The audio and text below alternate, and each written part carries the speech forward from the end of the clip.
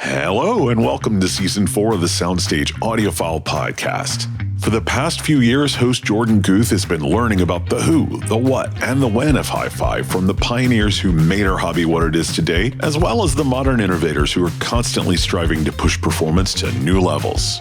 That's not going to change, but this year he'll also be learning about the other two W's, where your favorite gear is made these days, and why. So with that out of the way, let's see who Jorden is chatting with this time around. Hello and welcome to the SoundStage Audiophile Podcast.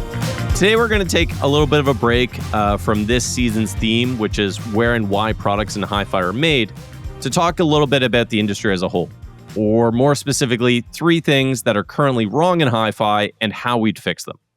So for this discussion, we have Doug Schneider, founder of SoundStage Network, and Dennis Berger, senior editor of SoundStage Access and the producer for the SoundStage Audiophile Podcast, to lead the discussion.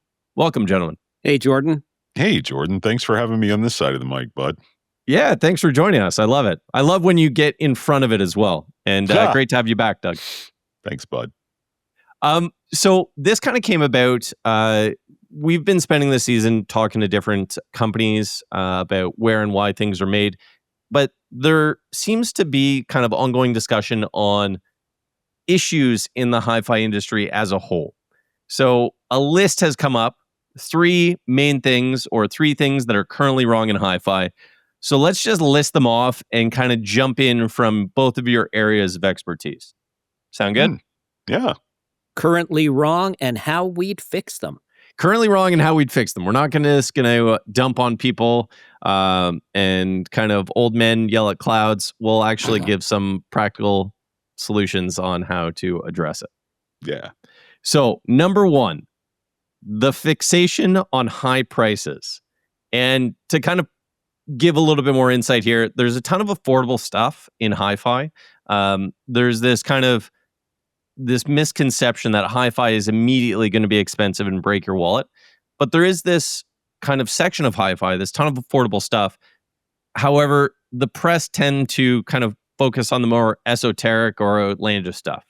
So, Dennis, you kind of run SoundStage Access, which is all about this, but is the general press and the general sentiment of hi-fi today that expensive stuff sells and that's kind of the barrier to entry to get people in? Yeah, there's always been this thing that, like back when I was with a previous publication that I wrote for, we covered a good bit of high-end stuff, but the publisher always likened it to, if you go buy a copy of Road and Track, they don't put the Ford Focus on the cover, right? They put the McLaren F1, right? So we got half the McLaren F1 on the cover, but then, our bread and butter is the stuff that people can actually afford. Well, I think far too often in our industry these days, the trend has become that the McLaren F1 is all anybody wants to talk about. And I really think that comes down to advertisers. And I think most of the publications out there, if you look at who's advertising in the publications, it is the super esoteric high price stuff. And, look, if you're running a print magazine right now, right, the people reading your magazine are not your customers. The people advertising in the back of your magazine are your customers. So you got to keep them happy. And what are they selling? Well, they're selling, $50,000 amplifiers. Well, that's what you're going to be advertising. And $9,000, Ethernet cables and stuff like that. And when that's all you're advertising, well, it's a chicken and egg problem. That drives your editorial. If those are the only print ads people are seeing, well, that's all you're going to write about because, hey, the people who are picking up your magazine are certainly not turned off by those ads. So I think there's a feedback loop here. Of course, I have zero business acumen. I don't sell ads. I don't have anything to do with the ads on SoundStage Access. That's really you guys. So let me ask both of you all, do you think that's valid? Do you think this is an advertiser-driven problem? And if so, how do we avoid that? Why don't we fall into the same trap? I don't think it's an advertiser. That's not a problem. It could be part of the problem. I think part of the problem is the press tend to focus on it. And I see it from a publisher point of view. So you're happy on SoundStage Access. And you're not aspiring to review the next great $40,000 pair of loudspeakers or amplifier, right? No. And what I've seen happen, and there's a fixation to just go up and up and up and up and up. price. And we've always had trouble. Before it was called SoundStage Access, it was called Good Sound. And that was started by Marlon Benfeld. And then we purchased it and turned it into SoundStage Access. And it's always been affordable. And it's always been difficult to get people to write for it. Really? They always, when can I review the super expensive stuff? So outside of us today, you get these reviewers who they suddenly have access to stuff they could never afford. Okay. And now I get this in and I can play with all this expensive stuff and I can look really cool. And like I made a video about, reviewers and shilling, two main things. One is there could be a payback. They could be getting bought off. But in many cases, I've seen this. It's an ego thing. Look at me. I'm reviewing this. I'm so-and-so high-end this. And there's a couple print writers who kind of stake their whole reputations on. Coincidentally, they say it's the best equipment in the world. It happens to be the most expensive. And then what happens, it becomes this fixation. And I've seen YouTube videos come out about people saying, hi-fi's gotten way too expensive, all these things. And I'm like, hang on here. Look at the low end of the market. We've got the best affordable stuff ever. Yeah. Ever. Right now. I'm not talking the knockoff Far East stuff. I'm talking stuff from PSB, Blue Sound. I think Techniques has some great low price turntables. U-Turn Audio. Project makes inexpensive stuff. Audio Lab. I don't know how inexpensive they are, but Cyrus. Like really, that's all there. I'm reviewing some Q acoustic speakers right now. That's the first time I've reviewed them.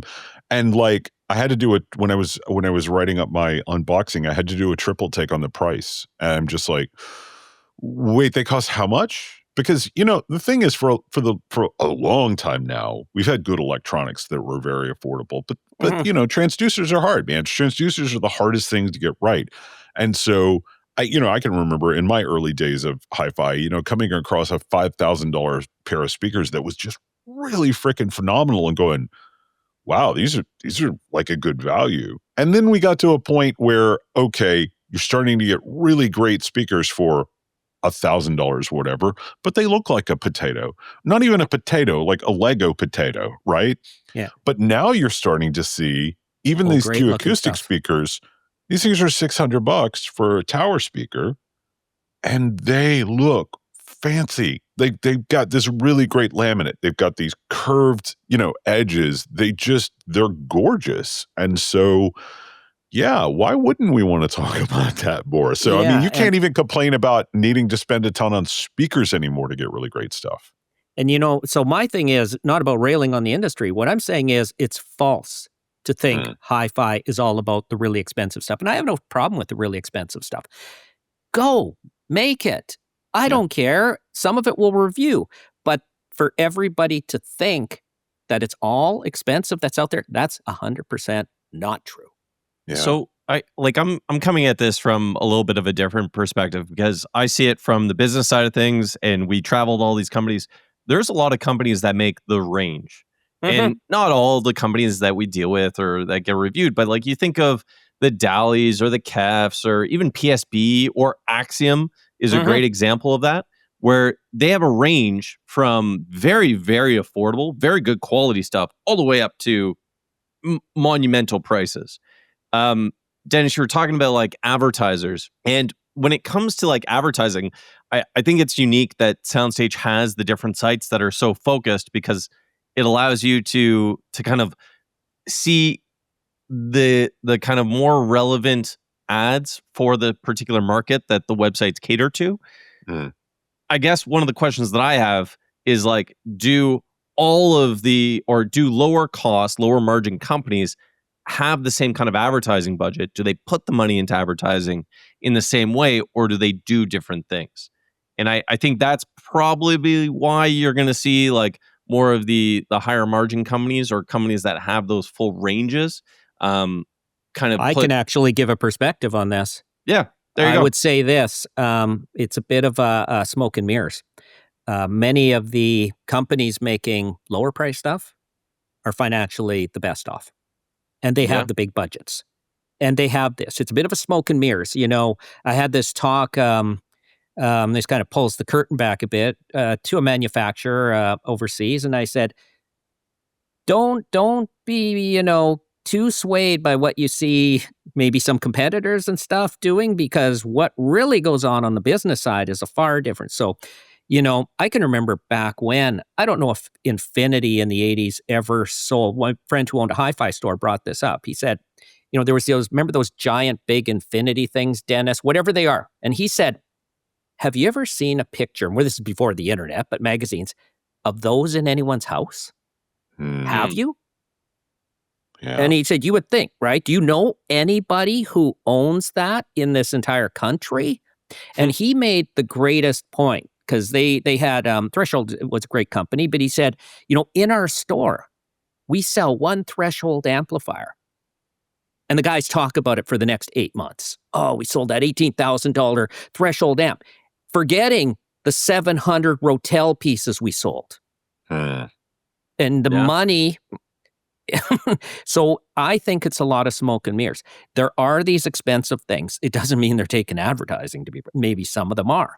But I think actually many of the strongest supporters over the years have been the lower price stuff. And I don't mean cheap stuff. I mean moderate, that sort of thing.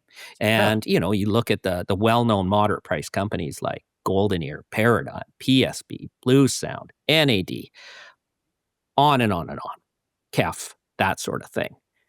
I would look at it that way. I wouldn't say that the stratospheric stuff is driving the business. But I mean, look at like publications like the Absolute Sound, though. I mean, how many ads do you see for, PSB in the Absolute Sound? I mean, 100%. But you know what? The real market now is not in the print magazines. Let's face it, they are dead. I do see a lot of online advertising. And so they've just simply shifted it that way. But, the thing I would say is there's a difference between reality and perception. And the perception is still that publications like the Absolute Sound define the narrative of our entire industry. And the people who are most hardcore in considering themselves audiophiles and truly the champions of hi-fi and audiophilia, they're looking to the Absolute Sound and similar publications to define the conversation, right? To define what is considered legitimate. And there's this big concept of legitimacy and is mainstream legitimacy that often defines all sorts of different domains. I mean, let's look at entertainment, right? One of my favorite TV shows is called Critical Role. It's 8 best friends sit around, they're voice actors, they play Dungeons and Dragons, right? And there was another publication I was writing for where I was trying to write about them in the early days. And it's like, oh, that's not legitimate. Oh, that's just a web show. Oh, they're just on Twitch or whatever. Until I pointed out, these guys have more viewers than The Walking Dead. And then it was like, whoa, wait, what? And it's like, yeah, but The Walking Dead is on the cover of Entertainment Weekly. The Walking Dead is covered in The New Yorker, right? These 8 nerdy-ass voice actors playing Dungeons and Dragons. They're hugely popular, but they don't have the perception of legitimacy in the mainstream, right? And granted, hi-fi is not mainstream these days, but still, what defines legitimacy in hi-fi is often the publications that are failing, to be honest. I hate to use that phrase, but like they're hanging on by their fingernails, and yet we still look to them to define what is legitimate and what isn't. I don't know if that's 100%. Yeah, I agree. The legitimacy thing. I see so many people pointing to YouTubers now. I don't see anybody like in my circles, and when we talk to the companies, and Jordan's at many of the companies. Jorden, I don't think we hear the actual print magazines come up that often. They'll bring up online people more often than not, won't they? Yeah, yeah. It's interesting. Like it's an interesting perspective because we get to travel to all these different companies and talk to people and see kind of behind the curtains a little bit.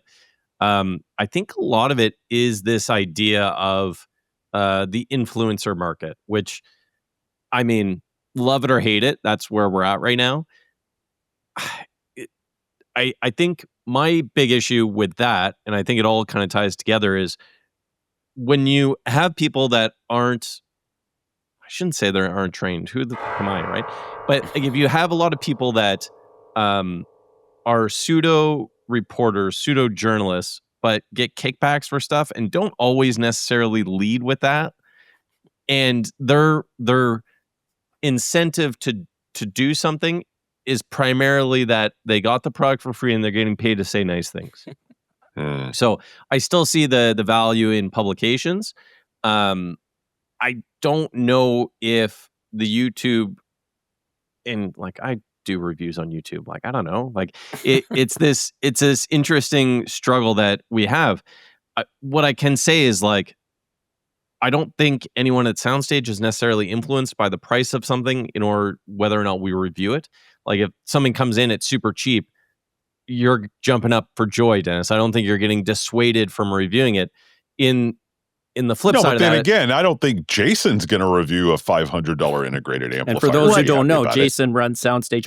But I will say this: I think the idea that the print magazines are writing the narrative, I don't think that's as true anymore, and particularly all over the world. And as I travel to shows. There was, I won't say the website, but when the first time I went to the Poland show, I had to phone back to our editor here and say, you wouldn't believe how many times I heard about this website, and the companies were so happy to have a review. This website came up over and over and over, and I hadn't thought twice about this website, and neither had he, and neither had most people in North America. But they had obviously had a huge impact over in Europe. So I think it depends where you are. And then you got the aging population. And one thing I will give credit to the Absolute Sound is, unlike many print magazines, they've kept their products fairly diverse, but I don't think those magazines are, maybe to some, I think it's that perception's shifting, and I think it'll be gone in about a year completely. But there's an issue that Brent and I have been talking about a lot lately on Audio Unleashed, our podcast together. It's like, what even is an audiophile, right? And I think many. You saw my post, right? Freaky old man doing weird things. Yeah, it is. It kind of is. It's that's when we imagine the audiophile, that's who we imagine. And when we imagine the demographic that these companies would traditionally be wise to try to reach, it is, old white men and who are set in their ways. And those are the guys that I think still look to the print publications, few and far between as they are, to define their sense of identity as members of this hobby, right? So and this would be a good segue, because I got something to say about that, about the new potential market.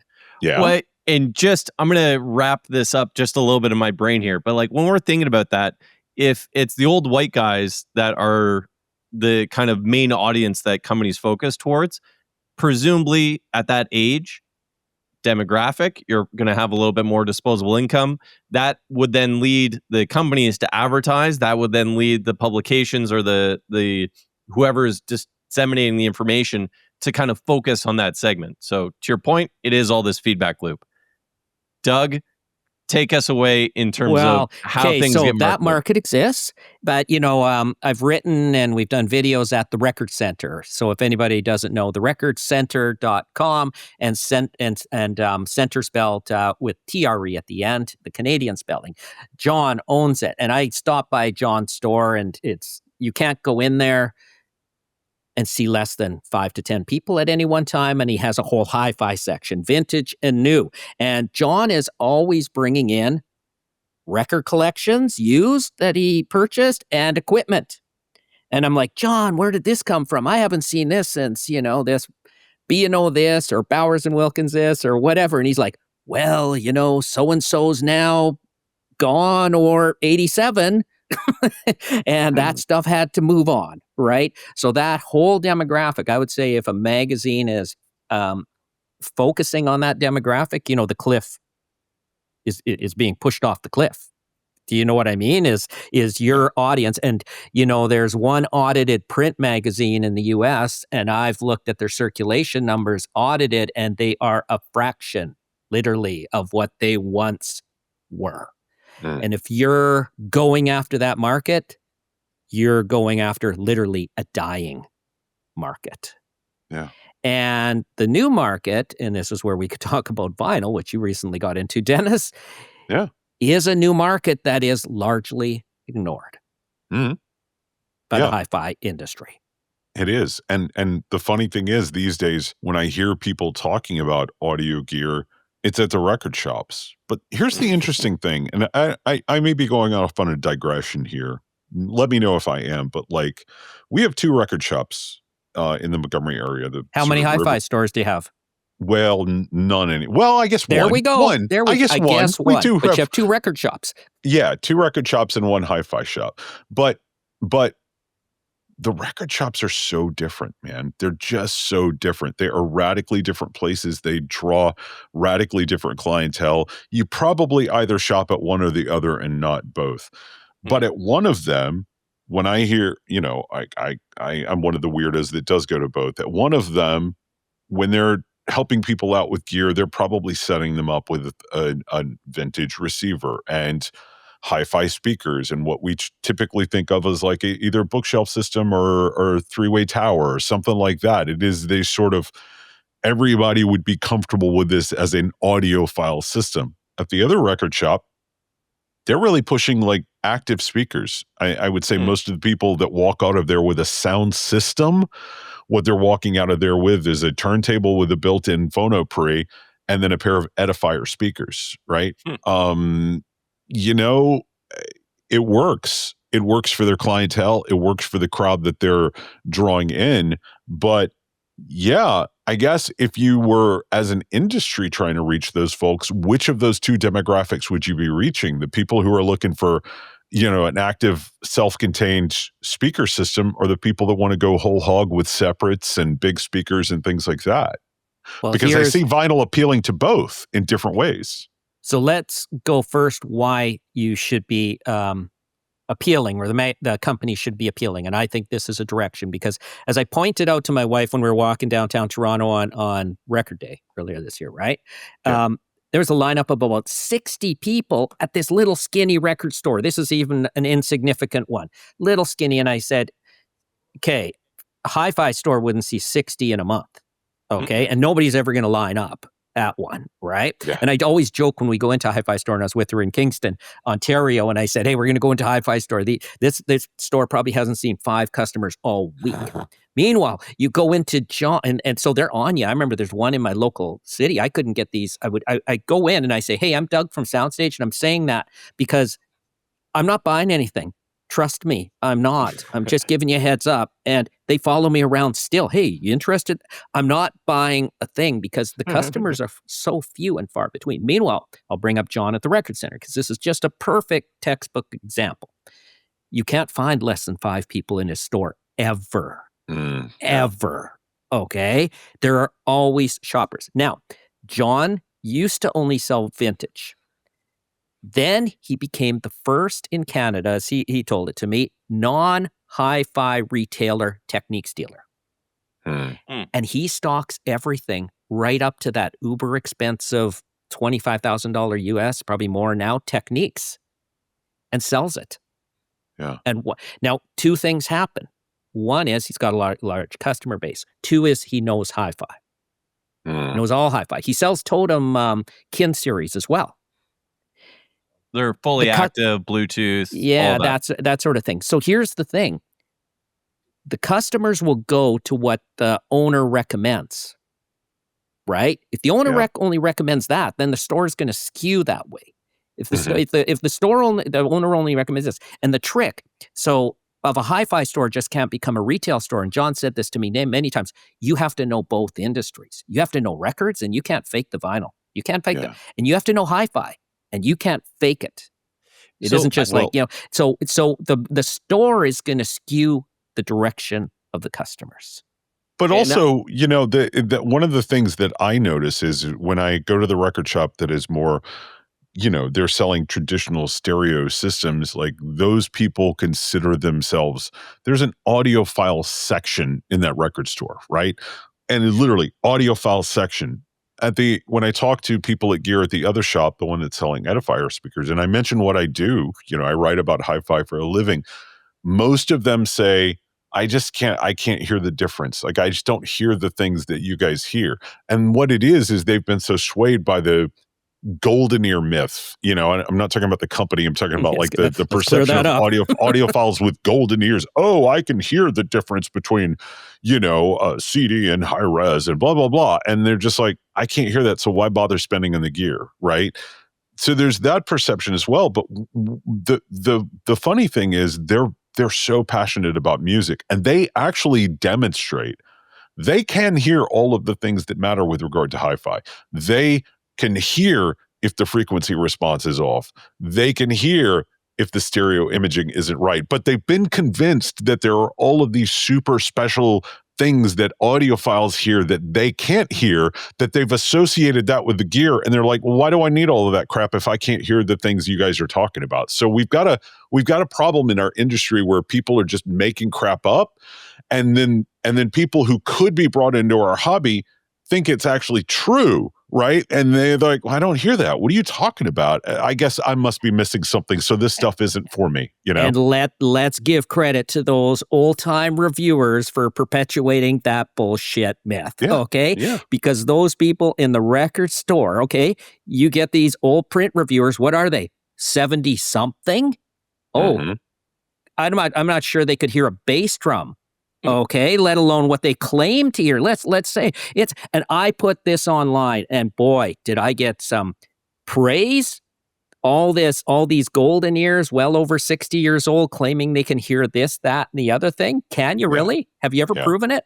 Now, to their credit, they've managed, to persuade people that they can. We know they've never proven it, right? But then again, they have, at least amongst some people who could be brought into our hobby, they've turned them off because they're like, I just can't 100%. hear this stuff. So why bother? Why should I spend my hard-earned money when I'm struggling to make ends meet, when my power bill is 30% higher this month than it was last month? Why should I be spending money on gear when I can't hear the things that you claim are the benefits of that gear, right? But do you agree with me that they've kind of perpetuated and created this myth? Absolutely. We have to then communicate that message. Yeah, so, absolutely we do. And I guess here's the thing for the marketers, how do you fix that? So the first problem in terms of the fixation on a higher price kind of reduces people's willingness to get into the hobby because they think it's expensive. The second issue is really reducing people getting into hi-fi because it seems like there's this massive technical barrier to entry that you have to know all this stuff, or you have to have these incredible, like, not only hearing, but you also have to be able to articulate it in the proper way and come up with different and I would say it's that. up to the companies to find ways, and they're not doing a good job of that. But where is the fix? What's the solution here? Or what's a solution or a path forward? Well, we're part of the solution. One of the things that I always do, and I'm really grateful that I have this opportunity writing for SoundStage, I just describe exactly what I'm hearing. I don't try to evoke. I don't try to use language that is in any way, shape, or form jargony. I just simply describe things in a way that any human being who has functioning hearing can comprehend. And also, I do it in such a way that they could listen themselves and go, oh, I hear what you're talking about, right? So much of hi-fi journalism, I read it and I go, I don't understand the point you're making, right? What are you saying the difference is here? Because that just doesn't make sense to me in terms of concrete. Like, what are you hearing? You're not explaining it. And I think SoundStage as a whole, I think across the spectrum, whether you're talking about Ultra or you're talking about Simplify, or hopefully me at Access, when we describe things, it is concrete and people can check us on it. They can go listen and go, I'm not hearing that, right?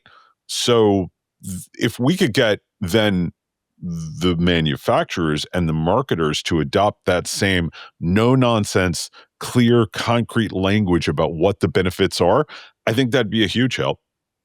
And what you brought up is he's retired now, but we had a copy editor for about 20 years, Richard Leonard. And Richard's thing was, it was very good to say what the writer writes when they're hearing something should be replicatable by the person at home. In other words, they should have described it in such a way that somebody could take the same recording. We always list the recording. We always list the song, play it, and see if they experience the same. Because otherwise, it's kind of like an appeal to authority. Oh, trust me, this has a great mid-range. I'm not going to tell you how I know that. And this kind of goes back, though, what are the marketers supposed to do? So you've got this potential market out there. right? I'm not just saying vinyl, all these people who haven't been reached.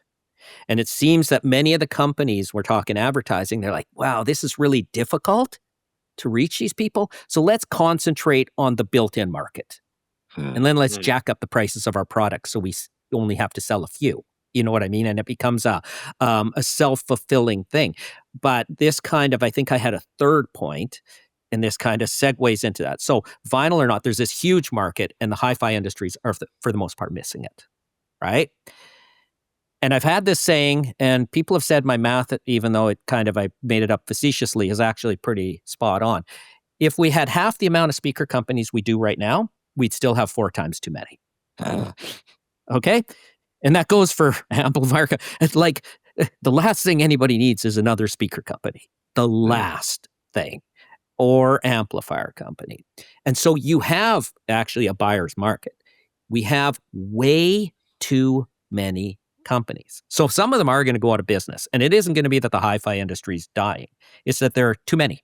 But it's the ones that figure out how to reach that new market that are going to thrive and survive. Yeah.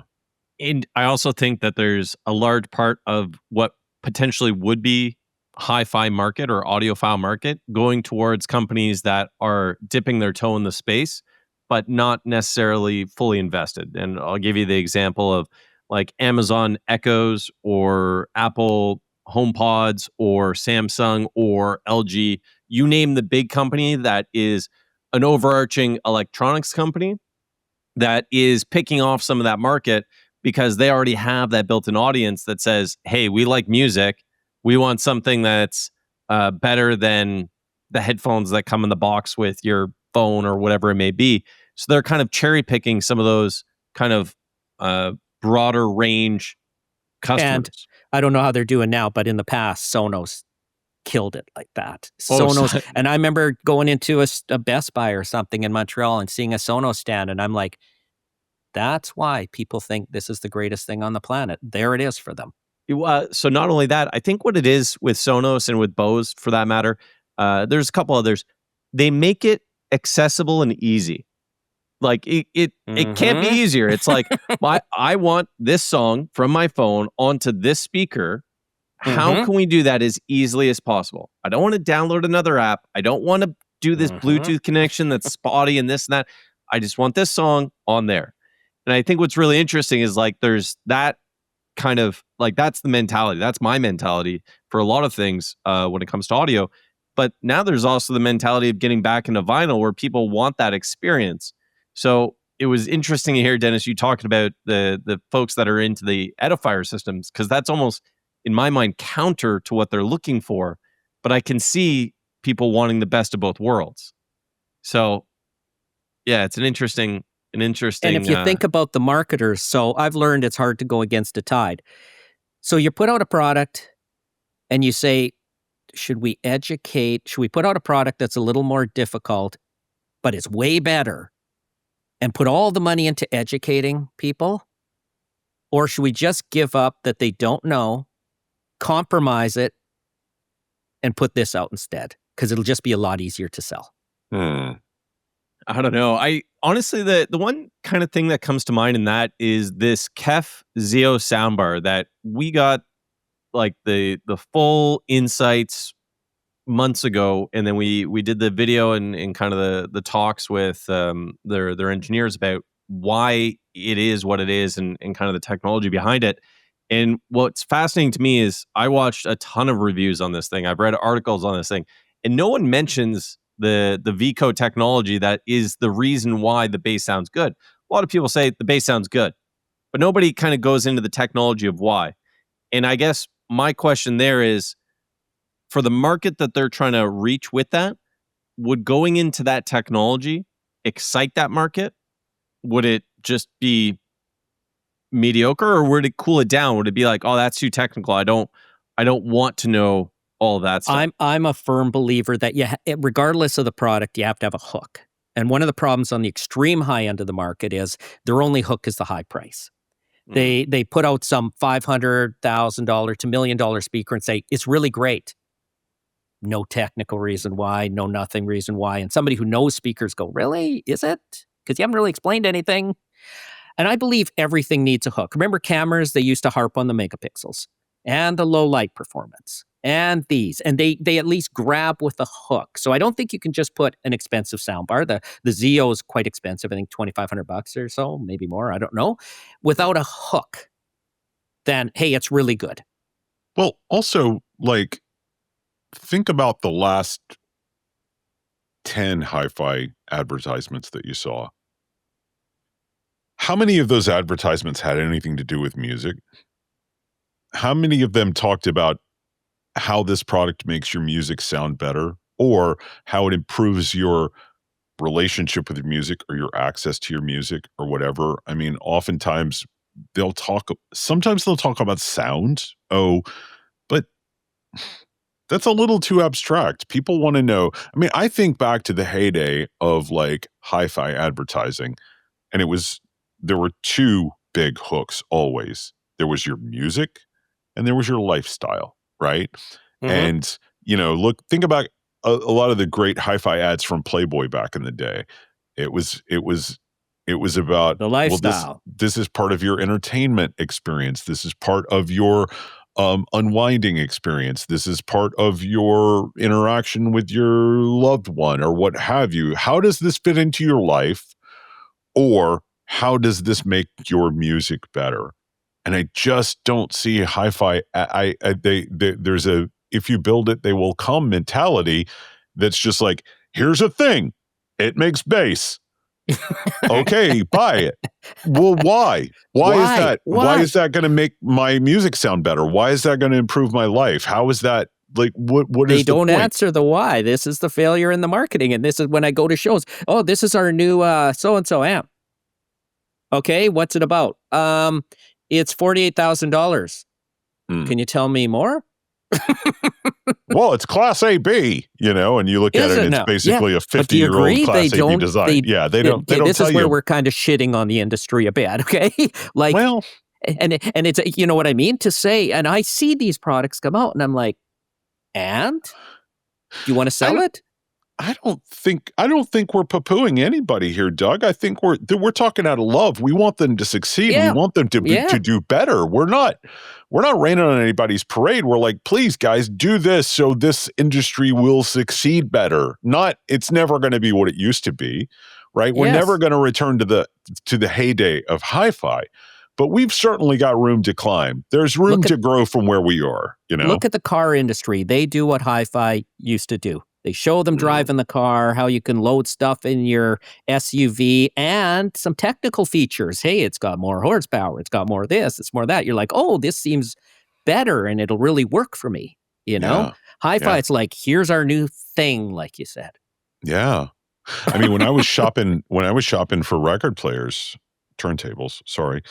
I mean, one of the things that was really big for me and instrumental for me is putting hands on them and feeling what the tone arm felt like. Yeah. I didn't know that was going to be a determining factor in what kind of turntable I wanted, what turntable I would buy, but I found myself being drawn toward a certain tactile aesthetic.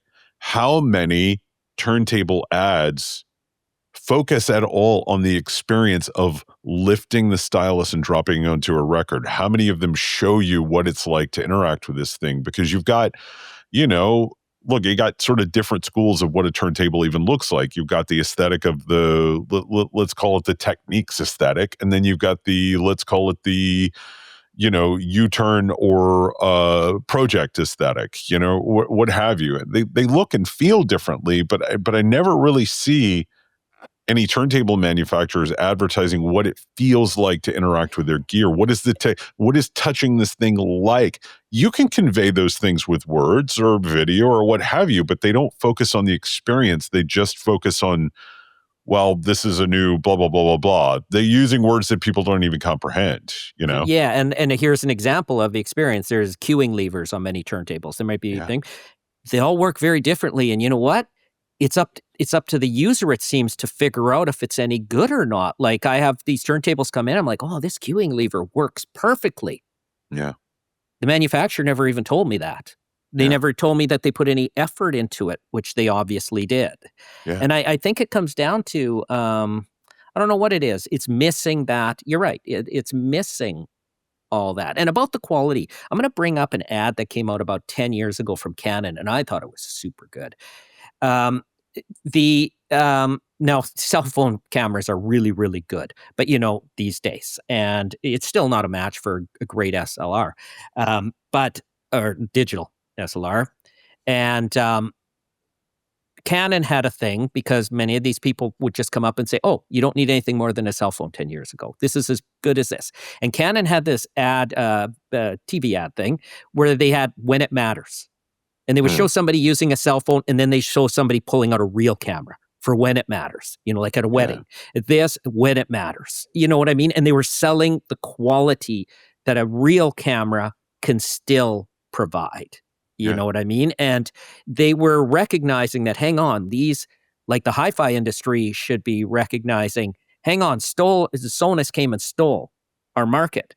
Well, you didn't say why you mattered. Yeah. Canon, someone there was real these cell phones are going to kill our market. We better tell them why a real camera still matters. Right? Yeah. And the hi-fi industry has not done that. No. And they don't explain their product. They make it too complex. Here's the thing. I've suggested this to a few manufacturers. The whole thing's too complex. Imagine you go and buy a car, and then somebody says, "Oh, by the way, it doesn't come with the brakes. You got to put some different brakes on, and we can send you to a shop we have some brakes, but there's other shops that sell brakes. Oh, by the way, the back seats are missing, but you can get some real, this is audio. You need these cables, you need this amp, you need this, you need that." And I think some companies and some companies do this, but not just afterthoughts. Here's our great amp for our new line of speakers. You can go use somebody else's amp, but here's why we engineered the hell out of this amp. Yeah. It's as good as our speakers. And this makes your life a lot easier. And the cables that drive, we specifically designed them for this connection. You know what I mean? And you can go use somebody else's. Go ahead. Just like you can put aftermarket this and that on a car. But we've designed this thing to work together and make it simpler and better for you. Yeah. That seems like a big selling point for the all-in-one systems or the active kind of speakers. Exactly. But up. there's a certain contingent of our hobby though that considers those illegitimate products. They think convenience is a bad word. They think, no, you should do the work. You should, if you really want to get good sound, you've got to have the complicated thing. And it's like, well, I don't believe you, but still it's hard to. But those people sound really, really confident, right? Yeah. They sound like they know what they're talking about. So somebody new coming into this is, look, SoundStage is a very science-driven publication, I believe. And the language of science is uncertainty. All of us, I would say, across our entire network, the one thing is we don't claim to be certain.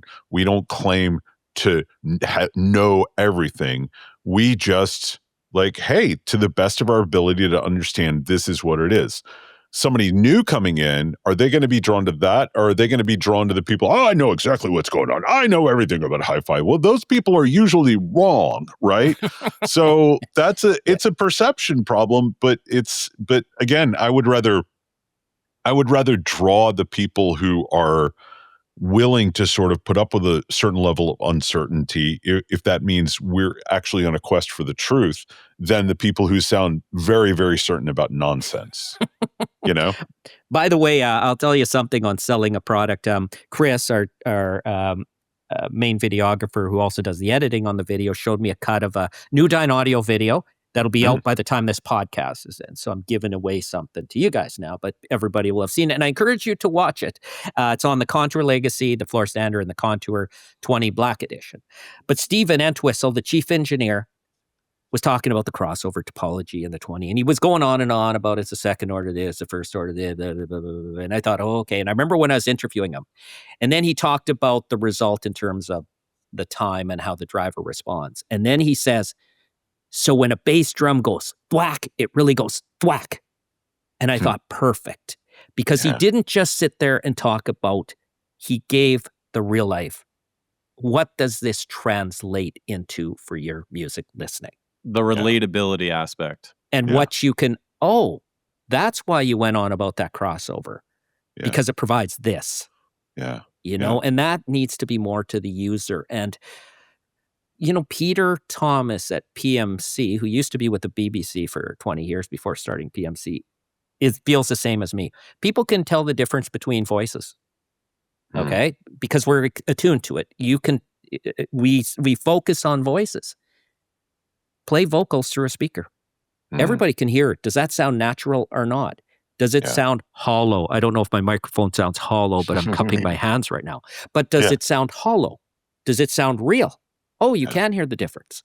Yeah. Let's try it on this speaker. It sounds a little different, doesn't it? Yeah. Doug, let me ask you a question about your third point that you made, getting back to our outline of this discussion about there being too many brands. Too many. It's this is not 100% true, but I would say maybe take and split the market in half, right? And we find that a lot of those brands are continually being sort of aggregated under one umbrella, right? Big problem. You've got, one company owning, 9, 10, 12, 13 hi-fi brands that 16. all compete with one another, right? Yep. Well, they bought them for a reason. Sometimes, like, I'll say this, like Harman will take and buy a new brand, and then just like the old brands will just, what is Mark Levinson up to these days as a company? I'm not saying they're not up to anything. I'm just saying, I don't know. Are they even relevant anymore? Like, maybe they've got the right approach. We lament the fact that these classic brands go away, but maybe that's just the way they've got to go away. But how do we deal with the fact that we've got more and more companies owned by fewer and fewer capital investment firms, right? Yeah, I don't want to say anything. Is that a solution to the problem? No. Or is that creating more of a problem, right? Oh, it's a huge problem. I was so happy when the Bagbies bought Paradigm back. Yeah. Okay. Now, to the credit of whatever investment company owned it, they didn't completely torpedo everything, right? Yeah. And it ran pretty well. And actually, the whole Paradigm Group, which also owns Martin Logan and Anthem, did some good things. Like they upped the market. Well, this was the Bagbies after. Yeah. But they brought out the Persona series they took Paradigm up market. Blah, blah, blah, blah, blah. However, when the Bagbies came, and Scott Bagby was one of the original co-founders, and then with his son, John, they bought the whole thing back, from the investment firm. I can go in there today, literally, if I wanted to, well, tomorrow, because it would take too long to get there, drive, and talk to them about what they're producing, and they would give me an answer. They would be able to tell me what it's about. They would know the products detailed. If I went to one of these big corporations, A, I'd have trouble finding out who to talk to. B, they wouldn't let me talk to an engineer. C, they wouldn't even maybe know what they're producing. D, they wouldn't want to let the cat out of the bag because of something, right? Yeah. And it just becomes this black hole. And when you're talking about they and talking to them and knowing about the product, you're talking about the upper management, the C-level executives that run the company. Yes. Yeah. And it becomes this distant black hole. Yeah. And if a company can survive that, I'm often shocked and remain its corporate DNA intact. But see, there's a difference between surviving with your identity and just surviving. And the thing is, those are the companies that are actually, for whatever reason, surviving. Like, I don't see Marantz and Denon and, Class A going away anytime soon. Yeah, they're trying to get their identity back a little bit. For a long time, what was the difference between Denon and Marantz? Price point?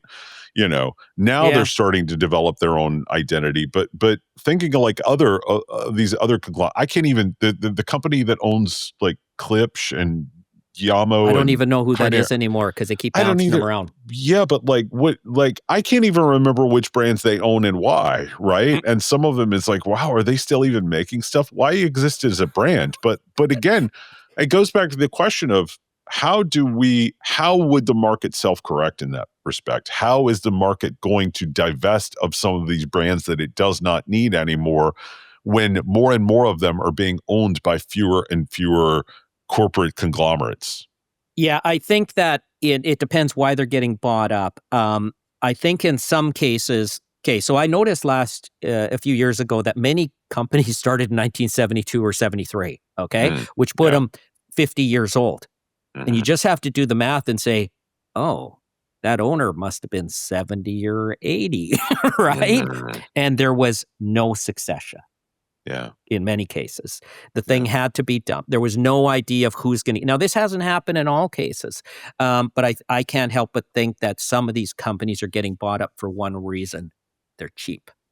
I think a lot of it, and it goes back to the first point and the second one actually, where it's this idea that the golden years of hi-fi were the 70s. I wasn't golden alive. Years, not golden ears. Yeah, golden years. Years. I wasn't alive for that, but I'm going to go ahead and assume that, and I'm just going to say it without any whatever. 100%.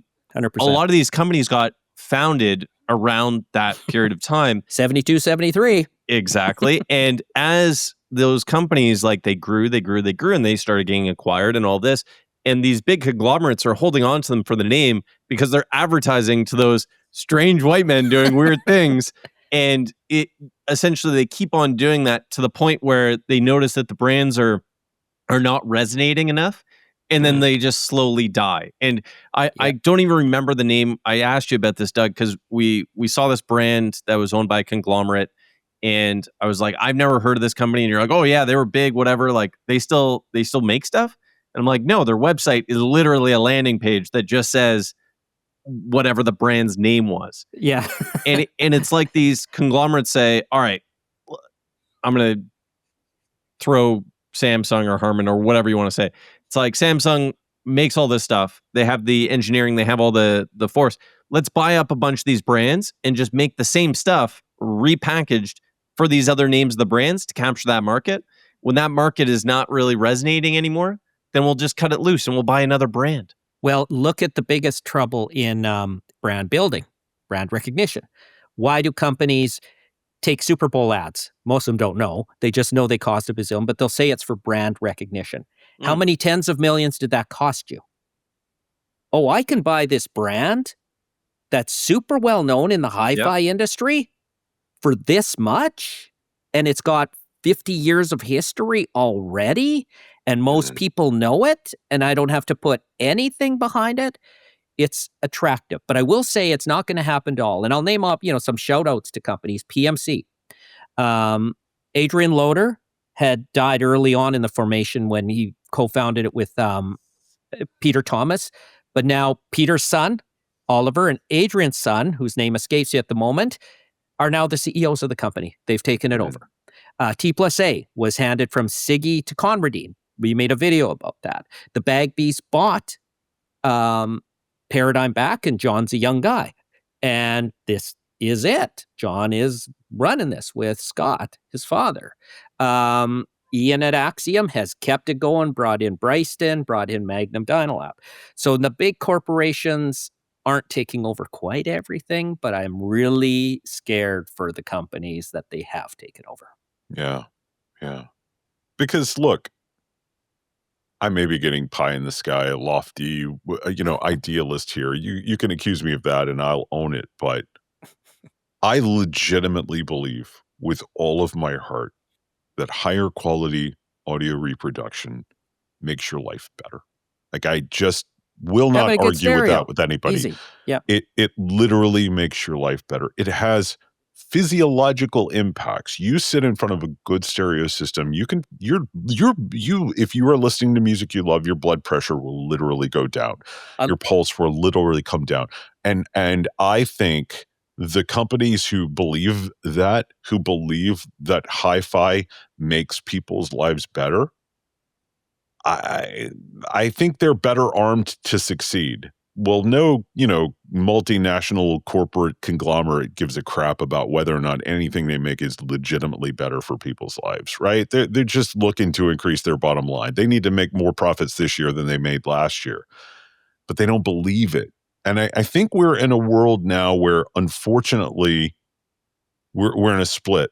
There's some people who are just completely bought into whatever the message is, and they don't care if you believe it. But there's another big group of customers out there who is literally drawn to authenticity, and they're literally drawn to, do you believe the message that you're selling me? And I think if you're going to reach those people and bring them into the hi-fi hobby, you got to believe what I believe, that hi-fi literally makes people's lives better. And you hit the nail on the head, because you can't fake hi-fi. You can't fake basketball. My 14-year-old son knows every stat about basketball. You can't talk to him and fake out. He'll see right through you. You can't fake out record collecting. And what's happening in these many companies, and particularly in the marketing departments, if they're not into it, now there is the into it and you get the kind of narrow vision and you're too into it. But if you're not into it, then you're not going to really be able to sell it. People are going to see right through you. Yeah, yeah. And hi-fi you have to be into. And you have to the high. I just before I got on the phone with you, as I got on the phone with a famous recording engineer, and right off the bat, I owned most of his albums and I named them off for him. And he said, "Oh, you actually know those albums?" And I said, "I know every song on those albums." Yeah. You made them, and here's what I like about them. And if you don't, into hi-fi person, if they come and to you, to me, to whoever, and try to fake it, you can see right through it. Yeah. Yeah. And that's what's happening with a lot of these, marketers and big companies. Yeah. Well, do you think that also extends to the people who are trying to sell $9,000 Ethernet cables? I mean, nobody could possibly believe that is actually a thing with any value whatsoever. So I can introduce you to a couple who actually believe it. I don't know if I believe you, Doug. I don't think they actually do. I think it is all kayfabe, man. It's like Worldwide Wrestling Federation or whatever they call it. Like they've got to pretend like they believe it to sell the illusion, but there's no way they actually believe that. But man. Here's why I don't have a problem. This is full circle. Why I don't even have a problem with. Could be a $90,000 cable. If somebody wants to buy it, go for it. But you know what? You don't have to. Yeah. And it hasn't eliminated the cable right here. Yeah. It's all there. You know what I mean? It's all there. Just like, okay, I was going to do a video on this. There's a problem with $1 million speakers. Now I know we're going overtime, but here's the problem with $1 million speakers. You got to make it look like $1 million. Yeah. And so you'll know this. So what do you have to do to make it $1 million? Well, you can't make it like the size of a marble. You have to make it big.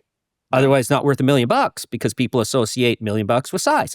So we got to make a big speaker. Yeah. In doing so, now we've created a whole bunch of problems. Just because now we've decided to make it big, because big isn't necessarily better. Yep. But now we got this big thing and it's $1 million, and I look at it and go, that's kind of a piece of shit because you've had to make it look like $1 million, literally. Yeah. And I saw one of those in Munich and it sounded like a piece of aluminum shit, but they could say it's $1 million or close to, right? Yeah. So I have just as much of a problem with a speaker that costs that. You know what I mean? To me, that's nonsense too. Yeah. Because you know what? This little speaker that's affordable, that's a lot better. Yeah, absolutely. Absolutely. That make any sense? It did make sense, but as you said, we are running over time, so I want to hijack this real quick, and I want to ask you, because you have Jorden, to edit it. Yeah, Jorden, what music are you listening to right now, buddy? What's the soundtrack to your life? Oh, you're putting me on the spot. I am putting you on the spot. You know what? I'm trying to think of something. We're going to be going down in a couple days, or I'm going to be going down to. I don't know if I'm allowed to even say this because the album's not coming out. We're going to be filming a Montreal artist. In a couple days that's recording a new album that I'm really excited to hear some of her stuff. So I've been listening to some of her old stuff. Dominic Fields and Me. That has been on my rotation lately. And I don't know how I found this. I had to look up the name, but I found this copy of Teenage Dirtbag, which is a hilarious song. It's not a great song by any means, but it's just this like thing that I just relate to. But it's like this choir rendition of it. Oh. And I'm looking it up right now. Scala and Colsony brothers. I've never heard of them previously. This is like one of those one-off things that somehow landed in my playlist. Yeah. And I've been digging that. It's an interesting take on like a song that's from kind of the pop punk era that I don't know. Yeah, that sort of Avril Lavigne era. Exactly. Yeah. And she's Canadian, by the way. We pass by where she lives every time we go to Toronto. Every time we visit PSP. Doug, what have you been listening to, bud? Willie Nelson's Teatro. Do you know this? Oh, yeah. Okay. So I'm listening to this podcast about it, and it was recorded. It was a Daniel Lanois production recorded by Mark Howard, the recording engineer I was talking to. Okay. Do you like Teatro? Yeah. Okay. Willie didn't want to do it. It said, Mark in this podcast I was listening to said, yeah, he felt the manager was putting up. He didn't really know this. So we sat him down and he knocked off 10 songs for us. And he goes, I mixed them down that night and I played them I gave them to Willie on a CD and he played them in his motorhome or van or whatever. He's like, these are great. I love it. So he said, came in the next day and he knocked off 11 more. Jesus. Wow. And he said, and I mixed them on the spot because he goes, that's how I mix, like live mix. And he goes, we put them down to 14. We picked the best 14, and that's what everybody got on the disc. It was done in 2 days. No shit. And I'm like, Very that nice. is real. And I there was a 2-part podcast with this Mark Howard, and that's how I learned a lot of those facts. And then I phoned him just before this, and yes, it was all true. Very That's cool. super cool. We'll have to put those in the show notes. And Dennis, I'm turning the tables. Oh. We both gone. What do you got? What are you listening to these days? I've been listening to a lot of Godspeed You Black Emperor. I love it. There are sort of post-rock ambient bands. We recorded something in a studio that one or two of the guys owns in Montreal. Really? Yeah. Very cool. Hotel Also to Canadian. Tango. Yeah, also Canadian, yeah. Yeah, I love those guys. And it's so Oxford. funny that I've been listening to them a lot for the last month, and just today or yesterday, I saw that they announced that they're pulling all of their music off of streaming. They're already off of Spotify. They're also pulling their music off of Tidal. And right now, they've only got 2 albums on Apple Music. They're pulling those as well. So, Well, do we have time for the story we got told in the studio about the song of theirs on that? Where does the 28 song? Days Later. 28 Days Later, Okay. which, by the way, is an amazing movie. The new one. Okay, so one or two of the guys are partners in the studio, and anyway, it wasn't them who told us. It was somebody who works in the studio told us that they're so non-commercial they wouldn't allow their song to be used in the movie. So Danny Boyle flew them to a theater to play the movie and use their song, and they okayed it, but only if they didn't get paid for it or credit. Yeah, they didn't want credit. So this was a Maybe they cultural got thing. When paid that for movie it, came man. out, everyone was like, what is this song? Yeah. And it's Cillian Murphy, by the way, like just an early role for him. So good in this epic song. If they're pulling it off streaming services, like I know I have some in my actual music collection, I'm going to have to put it on my phone somehow because it's such a good song. You know what and this means? Gets you You're going to bumping. suddenly see a lot of vinyl. Oh, yeah, there you go. Yeah. I'm hoping I can pick up a few of my favorite of their albums. I can only afford to really buy one album a month these days, but I'm hoping I can slowly build up a collection of their vinyl before it gets crazy expensive, because I'm sorry, there's going to be a run on it. There's an unlimited number of streams, man. There's not an unlimited number of records pressed. So I'm hoping I can get their stuff before it And goes there's going to crazy be a expensive. lineup for it. All those buyers who need to buy a stereo. Hint to the industry. There you go. Love it. Ways to fix it. Yeah. All right. Well, with that, let's wrap it up. Thank you guys so much for coming on. Really interesting conversation. And see you next time. Thank you. Bye, guys.